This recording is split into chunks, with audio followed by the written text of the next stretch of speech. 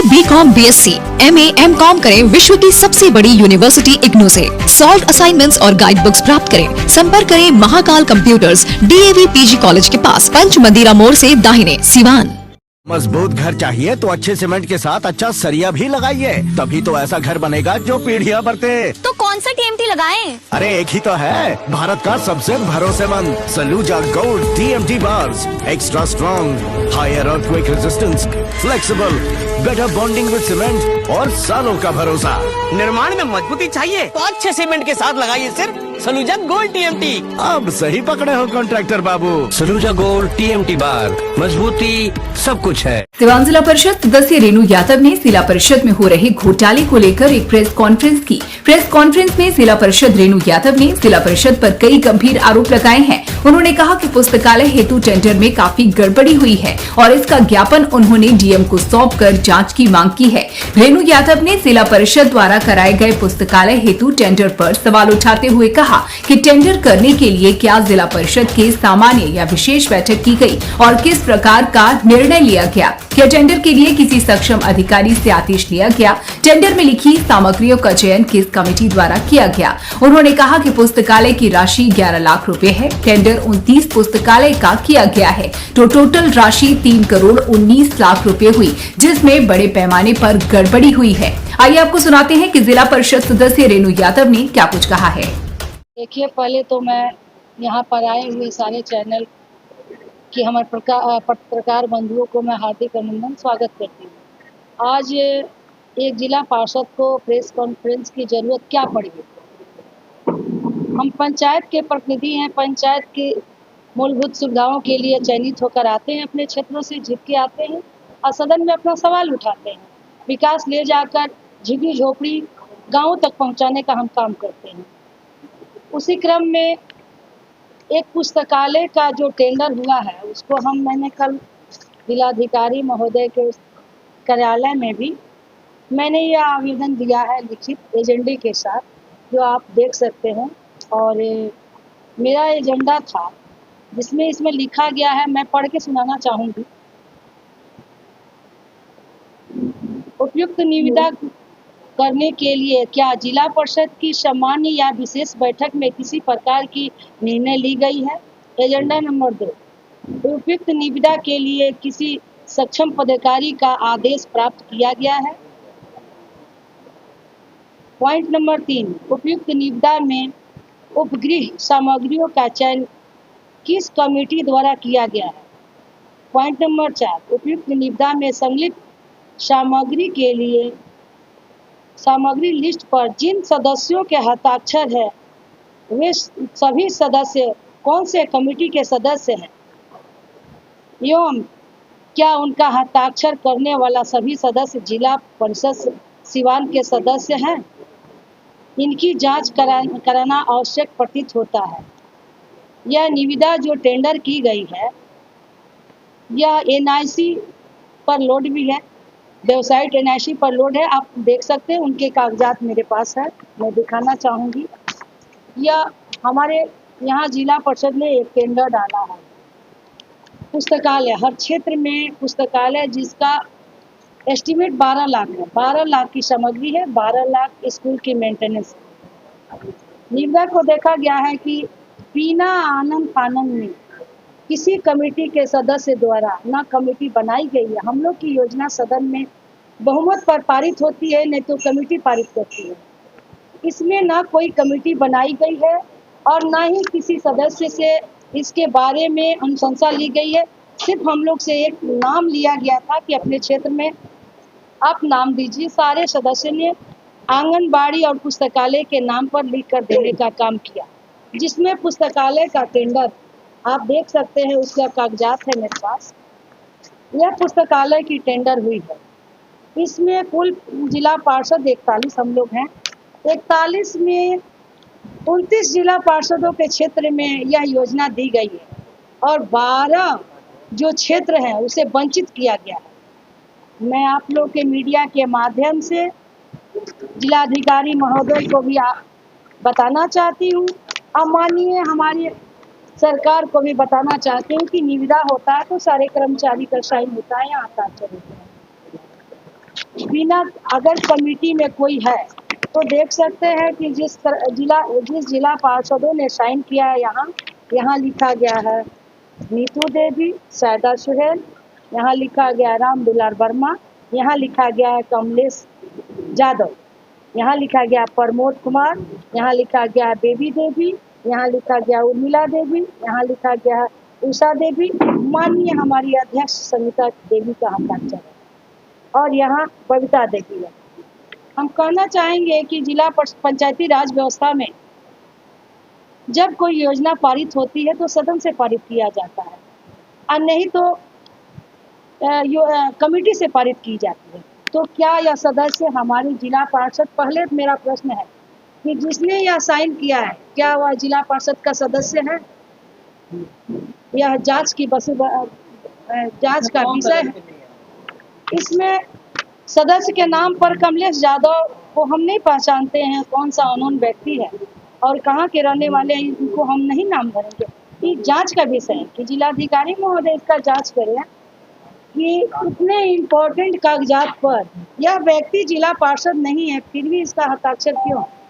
बाकी लोग जिला पार्षद हैं तो किस कमेटी के मेंबर है और यह कमेटी कब बैठाई गई है उसकी एक प्रोसीडिंग का कॉपी दिया जाए और उसमें दर्शाया जाए कि वित्त कमेटी में मेंबर है या योजना कमेटी में। दो ही कमेटी से योजना ले जाती है, सामान्य बैठक से ले जाती है और विशेष परिस्थिति में जिला योजना समिति से ली जाती है जिसका अध्यक्ष स्वयं जिलाधिकारी महोदय होते हैं।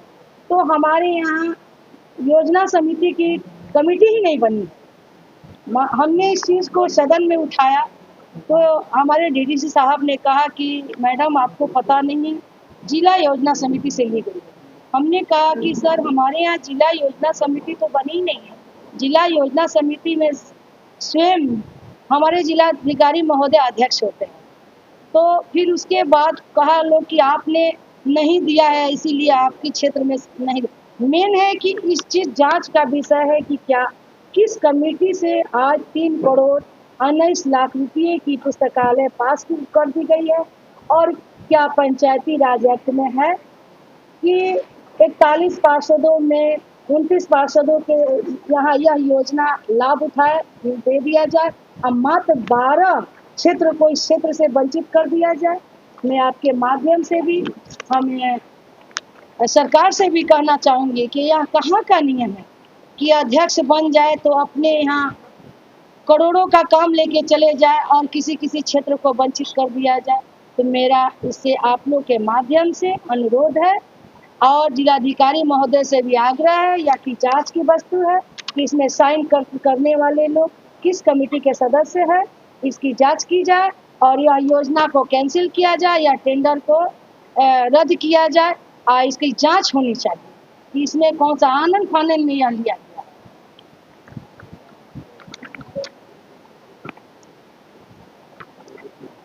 और उसमें कार्रवाई की जाए। और एक योजना आप लोग देख सकते हैं कि जिला परिषद में मनमाना योजनाओं का वितरण होता है। कुछ ही दिन पहले आपको मैं पढ़ के सुनाना भी चाहूँगी कि षष्ठम राज्य वित्त आयोग मत के योजनाओं का प्राक्कलन तैयार कर समर्पित करने के संकलन में ये योजना पास हो गई है। इसकी तिथि है आपको 13/6/2024। तो यह योजना में भी कहाँ सरकार कह रही है पंचायती राज व्यवस्था में है कि जो अध्यक्ष बनेगा वो अपने फंड ले लेगा 2-2 करोड़ का, बाकी क्षेत्र को 1-2 देगा। इसकी लिस्ट है, देख लीजिए मेरे पास साक्ष्य के साथ। मैं आपके सामने अपने क्षेत्र के हक के लिए, जनता हमें जिता के भेजी है, उनके हक के लिए, अपने क्षेत्र के विकास के लिए मैं खड़ी हूँ यहाँ। पारित कर ली गई है। उस समय भी मैंने सदन में आवाज उठाया था। आप देख सकते हैं षष्ठम में पारित हुआ था स्कूल बनाने का योजना, स्कूल योजना इस बुक में है। इसकी योजना में सारे लोग को देख सकते हैं, क्षेत्र संख्या इतना इतना करके सबकी एस्टीमेट है 5,50,000, 5,50,000, 5,50,000। माननीय अध्यक्ष जी का क्षेत्र है तो यहाँ देखिए उनका योजना है 42,05,000। उनकी एस्टीमेट है 16 लाख 8 लाख 12 लाख हम कहना चाहते हैं। वही जेई एक स्कूल का एस्टीमेट 5 लाख में बनाता है और माननीय अध्यक्ष जी का वही स्कूल का एस्टीमेट 12 लाख में कैसे बना देता है। दूसरी योजना है, आपको मैं उसमें टाइड अनटाइड करके राशियां बांटी जाती है। अभी आप देख सकते हैं पीसीसी योजना, जो हम सड़क बनाते हैं गाँव में, एक प्रखंड से दूसरे प्रखंड की जोड़ने वाली योजना आती है, उसका पीसीसी हम करते हैं। पीसीसी योजना में आप देख सकते हैं सारे क्षेत्र में, देखिए सारे क्षेत्र में एक एक योजना दिया गया। योजना की राशि कितनी है? 7,50,000। माननीय हमारी अध्यक्ष जी की राशि देख लिया जाए, माननीय अध्यक्ष जी की राशि क्षेत्र संख्या 15 की राशि देख ली जाए, 10 लाख 8 लाख 8 लाख 9 लाख 14 लाख 20 लाख 7.5 6 और 10 लाख देख लिया जाए। इनकी योजना कितनी है भैया? स्कूल पीसीसी में 1,10,50,000 रुपया माननीय अध्यक्ष जी का। तो हम और देखिए, अब आ जाइए, आपको एक और पंक्ति है मैं दिखाना चाहूंगी। नाला योजना गांव-गांव में सरकार की है कि घर घर नल जल पहुंचाने की मंशा है। सरकार को धन्यवाद करते हैं कि गाँवों के बारे में इतनी सोचती है, घर घर नल जल जाए। लेकिन हमारे यहाँ देखिए योजनाओं का कैसे बंदरबाट किया गया है। नाला योजना, यहाँ लिखा गया नाला बनाने के लिए योजना दिया जाता है। तो नाले में देख लीजिए, सारे लोग का क्षेत्र देखिए, एक नाला करके आप देख सकते हैं इस लिस्ट में कि एक एक करके सारे लिस्ट लिखे गए हैं। और माननीय अध्यक्ष जी को लिस्ट को भी देखिए, गौर से देखिए कि नाले में उन्होंने कितना लिया है। नाले में उन्होंने लिया है 1,87,89,700 रुपया मात्र। तो नाले में इतना लिया है। कुल राशि उनकी कितनी हो गई? उनका हो जाता है करीबन, देखिए, और सभी पार्षदों को केवल मैंने दिखाने का काम किया नाला वाला। अब आप बताइए कि माननीय, देखिए मैंने काउंट किया है माननीय अध्यक्ष जी की राशि को। देखिए माननीय जिला परिषद संगीता चौधरी जी का राशि को मैंने काउंट किया है, तो इसमें है 2,08,89,700 रुपया। एक योजना में कहाँ का न्याय है भैया कि आप अध्यक्ष बन जाइएगा तो 2,08,89,700 रुपया आप निकाल लीजिएगा और बाकी पार्षद को दीजिएगा। एक योजना, 2 योजना, 10 लाख का, 20 लाख का, यह बंदरबाट किया जा रहा है। यह जांच का विषय बननी चाहिए कि कोई भी सरकार यह न कहती है कि आप अध्यक्ष है तो किसी से वंचित। और सबसे ज्वलंत मुद्दा आपको बताना चाहिए, एक और ज्वलंत मुद्दा है। देखिए, जब स्वीकृत पन्ने को जब पार्षद ने योजना ही नहीं दिया, इस क्षेत्र कमला देवी कोई पार्षद हमारी है, इसने योजना ही नहीं दिया, योजना नहीं दिया और राशि आवंटन करवा ली गई है।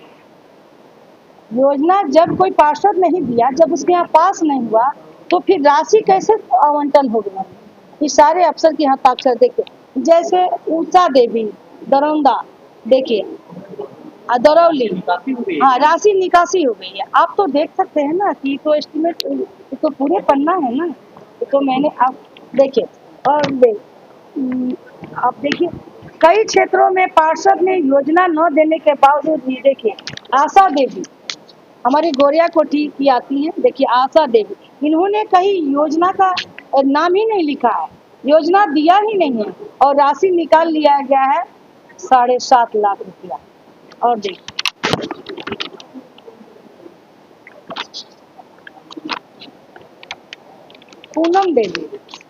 पूनम देवी पचरुखी, इन्होंने कोई योजना नहीं दिया है, तो फिर राशि इनके नाम पर क्यों 5 लाख रुपया निकाल लिया गया है? जांच का विषय है कि जब किसी ने पार्षद ने बाय द वे अपने क्षेत्र की योजना नहीं दी गई है, तो उसकी राशि क्यों निकाला गया है? और स्वीकृत योजना है जो हो रहा है, इसका काम हो रहा है, इसके और क्षेत्रों में काम हो रहा है।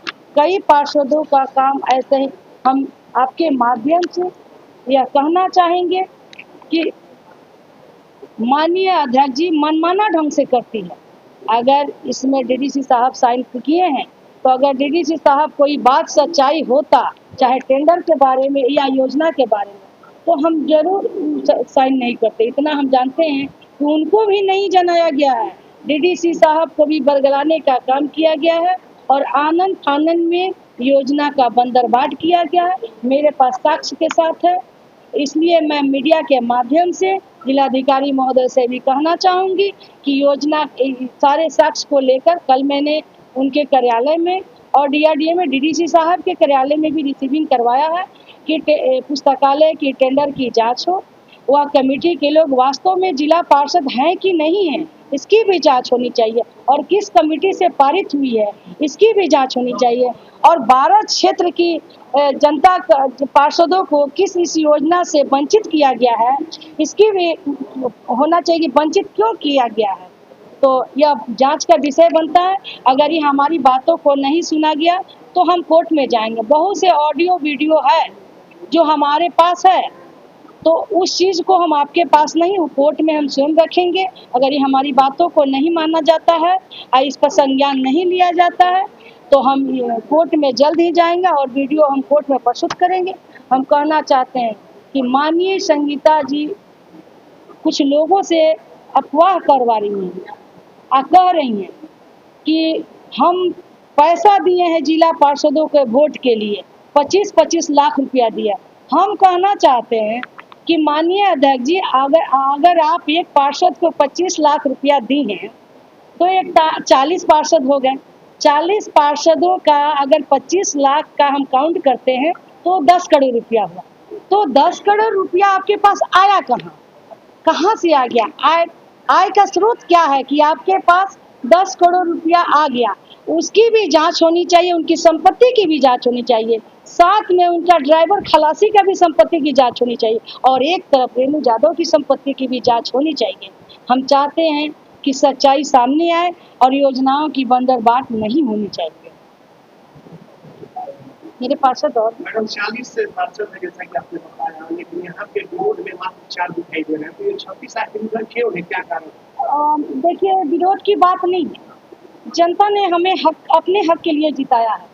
हमें कोई दलगत पंचायत चुनाव दलगत नहीं हुआ था कि हम पार्टी के मुहिम लेके धरना प्रदर्शन लेके चले।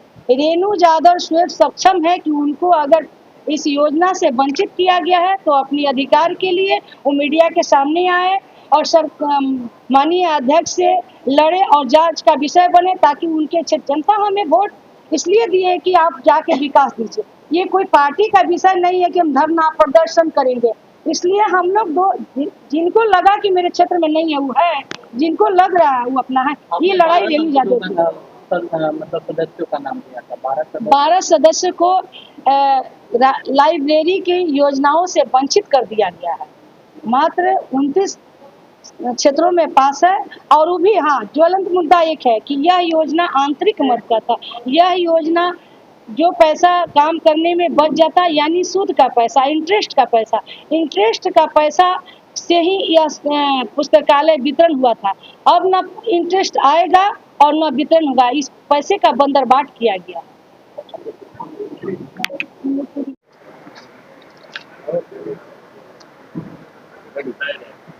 क्या मामला है सर? सबसे पहले तो आपके चैनल के माध्यम से पूरे देशवासियों को आगामी नवरात्रि की, आने वाले नवरात्रि की हार्दिक शुभकामना देते हुए और आप लोग के धन्यवाद देते हैं कि जो कि इतना दूर से आकर के इसकी कवरेज कर रहे हैं। देखिए, मामला जनरल बॉडी के मीटिंग जिस दिन हुआ उसी दिन से मामला सामने आया।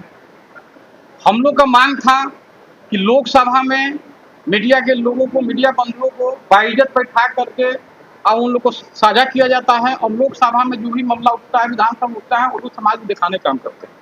तो हमारा यही कहना था कि हम लोग के जिला परिषद के बैठक में भी जो भी मीडिया के लोग आए हैं उन लोग का आदर पूर्वक बैठा करके और उन लोग को हम लोग से रूबरू कराया जाए और हम लोग जो भी सदन में राशन के सवाल पर, महंगाई के सवाल पे, बेरोजगारी के सवाल पे, शिक्षा के सवाल पे, स्वास्थ्य के सवाल पे, बिजली के सवाल पे जो भी हम लोग क्वेश्चन करते हैं उसको पदाधिकारी लोग सुनते नहीं है। गंडक विभाग के सवाल पे तो उसको आप लोग के माध्यम से हम लोग जनता के बीच तक पहुंचाएंगे, वरीय पदाधिकारी तक जाएगा तो वो लोग बात को अमल करेंगे। जैसे हमने मुद्दा उठाया था एमडीएम पे लूट खचोट हो रहा, तो उसमें इसमें मीडिया के साथी लोग को साथ दुर्व्यवहार देखे हम, वो भी वैसे लोग दुर्व्यवहार कर रहे थे जो लोग कि उस सदन के सदस्य नहीं है। आपका अधिकार है, आप समाज की चौथा स्तंभ है, आप कहीं जा सकते हैं, आपका अधिकार है, लेकिन वैसे लोग हटा रहे थे जिनका उस सदन में प्रवेश होने का अधिकार नहीं है। सीसीटीवी कैमरा के माध्यम से, वीडियोग्राफर के माध्यम से हम आग्रह करते हैं डीडीसी साहब से, जिलाधिकारी महोदय से कि आप लोग दिखवाइए कि क्या उसमें जो लोग मीडिया के लोगों को हाथ से धक्का दे दे करके निकाल रहे थे, क्या उस सदन के सदस्य हैं? क्या ड्राइवर खलासी सदन में जाता है जी, और ड्राइवर खलासी लोग निकाल रहे थे। तो हमारा इस आप लोग के माध्यम से आग्रह है, हमें भरोसा है डीडीसी साहब पर, डीडीसी साहब अच्छे काम करने वाले व्यक्ति हैं, हम उनका कार्यशैली से खुश है, लेकिन जो सिस्टम चल रहा उस सिस्टम के विरुद्ध है। रेणु जी अभी कह रही थी कि लाइब्रेरी योजना में भी कुछ लूट हुआ है, उसके बारे में क्या? देखिए, लाइब्रेरी योजना में हमारा यही कहना है कि सभी साथियों को उसमें दिया जाए, कहीं किसी के साथ भेदभाव नहीं किया जाए, सबका साथ सबका विकास हमारे माननीय मुख्यमंत्री जी करते हैं, तो सबको मिलना चाहिए। और इसमें जो धांधली हो रही है, हम लोग जो देखने को मिला है, इसको तो भाई लोग बर्दाश्त नहीं करेंगे। ये बताइए, ड्राइवर खलासी लोग सदन चलाता है, हम सम्मान करते हैं अध्यक्ष महोदया को, महिला चेयरमैन है, उनके हम स्वागत करते हैं, सम्मान करते हैं, उनके बात को हम लोग मानते हैं, उनके साथ हम लोग रहने का काम किया है, उनका कुर्सी बचाने का हमने काम किया है। इस बार जो अविश्वास लगा था उसमें सबसे पहले उनका कुर्सी बचाने में काम की थी, जो कि रेणु यादव थी, छोटलाल यादव थे, सारे लोग हम लोग मिलकर उनको रक्षा करने का काम किया, उनकी कुर्सी बचाने का काम किया हम लोग। लेकिन हम लोग के साथ सोचला व्यवहार होगा, किसी के मान सम्मान पर ठेस पहुंचेगा, ड्राइवर खलासी लोग पार्षद का इज्जत नहीं करेगा, वो लोग सदन चलाएगा, तो बताइए कहाँ तक सही है? इसका हम लोग विरोध करते हैं। यदि सिस्टम नहीं सुधरा, आपको लोकतंत्र की हत्या की जा रही है, बिल्कुल की जा रही है, जनता की जो वोटिंग पावर उसको भी खत्म करने का काम बिल्कुल खत्म करने की साजिश की जा रही है, लेकिन हम लोग खत्म होने नहीं देंगे।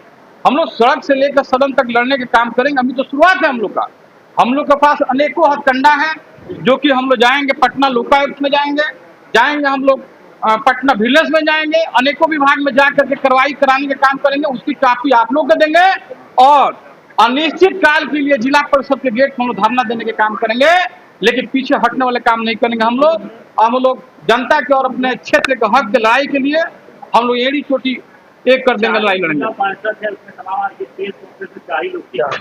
देखिए, क्या कारण इसके पीछे आपको बतलाना चाह रहे हैं कि सारे पार्षद अंदर वही बात है कि दिल पे कितना हो गम है उसे छुपाना पड़ता है, दिल में कितना हो गम उसे छुपाना पड़ता है, लेकिन महफिल में मुस्कुराना पड़ता है। तो लोग महफिल में जरूर मुस्कुरा रहे हैं, लेकिन दिल में कितना दर्द है, अकेले में बंद कैमरा करके आप लोग जाइएगा, वो लोग भी अपना दिल की बात बताएगा, लेकिन वो लोग भी सामने आएंगे, नहीं आगे आएंगे, वो डर के नहीं। हम लोग जिसको लगा, जिसको सूचना आया है, हम लोग किसी को बताए नहीं, हम किसी पार्षद नहीं बताए आने के लिए, अध्यक्ष के द्वारा पता नहीं होगा, नहीं आएगा, वो लोग भी आएगा। अध्यक्ष के द्वारा एक आरोप लगाया जा रहा है, जितने भी जिला पार्षद है उनको पैसा दिया गया, इस पर क्या बताइए?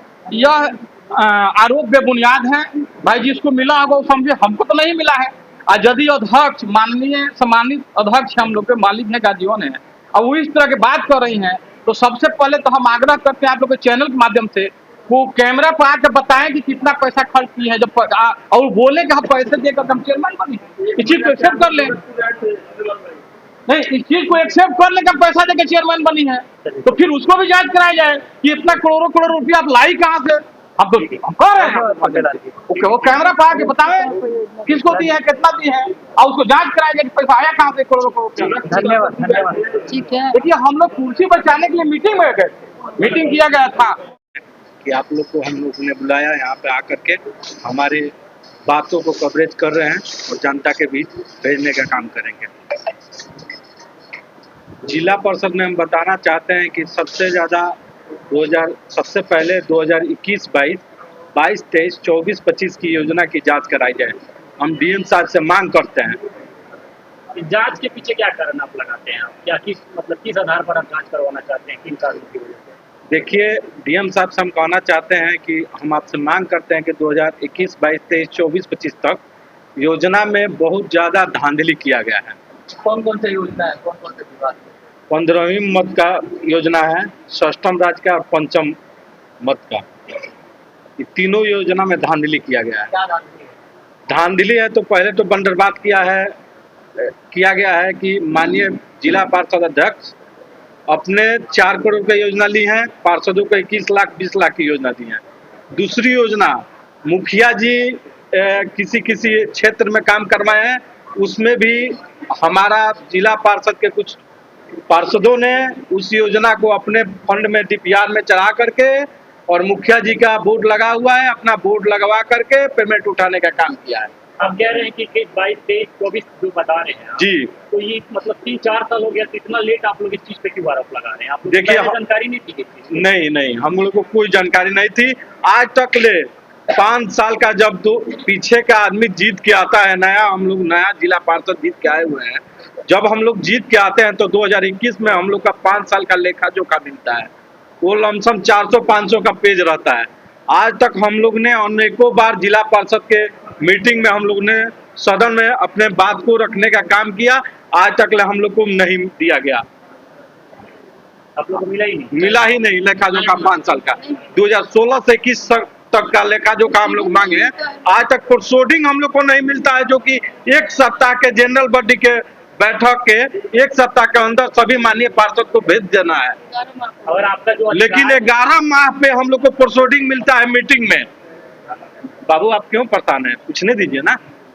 अगर मान लीजिए आपकी मांगे पूरी नहीं होती है, उसके लिए आप तमाम जो जिला पार्षद यहाँ उपस्थित हैं और जो आपके सहभागी काम होंगे, क्या करने वाले हैं इसको आगे लेकर? देखिए, अगर हम लोग की बात DM साहब नहीं सुनते हैं तो हम लोग न्यायालय में भी जाएंगे, प्रधान सचिव के यहाँ जाएंगे, सब चिट्ठी भेज दिया गया है और इसके आगे की हम लोग धरना पर भी बैठेंगे, सारे जो भी होता है आगे हम लोग करेंगे। चालीस जी, आप लोग यहाँ पे प्रेस कॉन्फ्रेंस कर रहे हैं और दूसरा पक्ष भी जो है वो तैयार है प्रेस कॉन्फ्रेंस करने के लिए। जी, जिला परिषद में बैठा हुआ है। जी, तो क्या माना जाए? हम लोग तो अपने लड़ाई के लिए हम लोग यहाँ से लेकर पटना तक लड़ने के लिए तैयार हैं और उनके अगर प्रेस कॉन्फ्रेंस करेंगे तो स्वागत है, आए प्रेस कॉन्फ्रेंस करें, हम लोग को भी जानकारी मिलेगा कि क्या प्रेस कॉन्फ्रेंस में कह रही हैं। आरोप है ये माना जाए कि जब तक हम लोग की सब कुछ छुपाया जा रहा है। जी, हम इलेक्ट्रॉनिक मीडिया, प्रिंट मीडिया के माध्यम से कहते हैं कि आप लोग DM साहब से पूछिए, अध्यक्ष महोदया से पूछिए, वो लोग बताएंगे कि क्या धांधली हुआ है कि नहीं हुआ है, जांच किया जाए। सही तरीके से अगर जांच नहीं हुआ और जो लोग कार्रवाई नहीं हुई तो फिर आगे आप लोग क्या करेंगे? हम लोग पटना जाएंगे, विजिलेंस बहाल कराएंगे और न्यायालय का दरवाजा खटखटाएंगे।